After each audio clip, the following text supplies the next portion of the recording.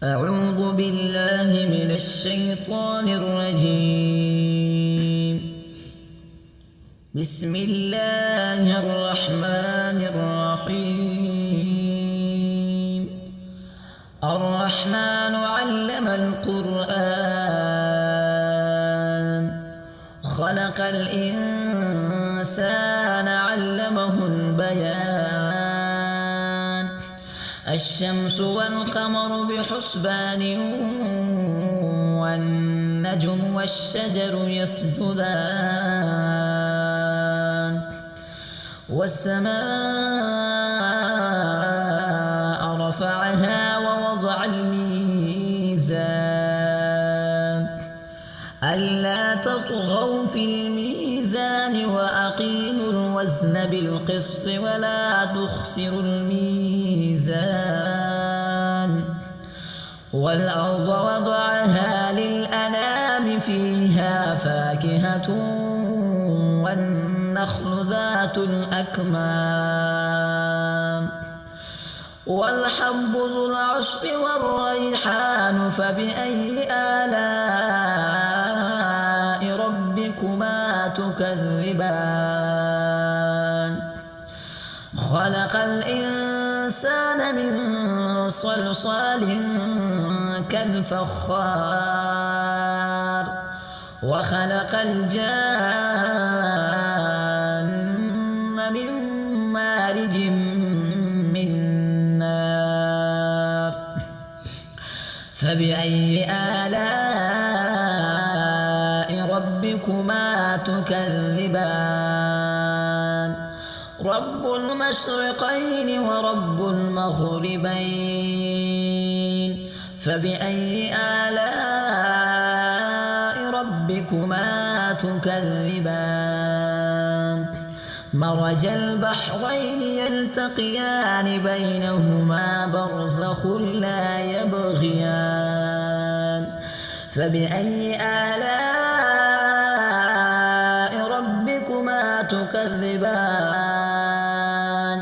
يخرج منهما اللؤلؤ والمرجان. فبأي آلاء ربكما تكذبان؟ وله الجوار المنشآت في البحر كالأعلام. فبأي آلاء ربكما تكذبان؟ كل من عليها فان ويبقى وجه ربك ذو الجلال والإكرام. فبأي آلاء ربكما تكذبان؟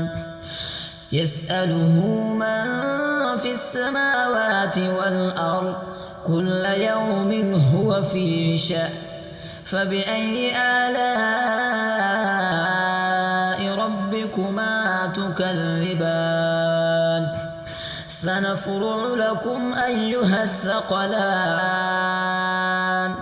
فبأي آلاء ربكما تكذبان؟ يا معشر الجن والإنس إن استطعتم أن تنفذوا من أقطار السماوات والأرض فانفذوا، لا تنفذون إلا بسلطان. فبأي آلاء ربكما تكذبان؟ يرسل عليكما شواظ من نار ونحاس فلا تنتصران. فبأي آلاء ربكما تكذبان؟ فإذا انشقت السماء فكانت وردة كالدهان. فبأي آلاء ربكما تكذبان؟ فيومئذ لا يسأل عن ذنبه ولا جان فبأي آلاء ربكما تكذبان يعرف المجرمون بسيماهم فيؤخذ بالنواصي والأقدام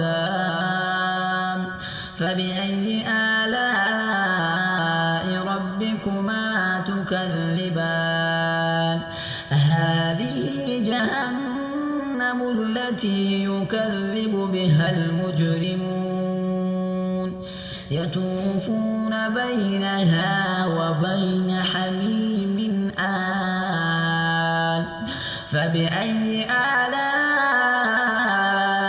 ربكما تكذبان صدق الله العظيم.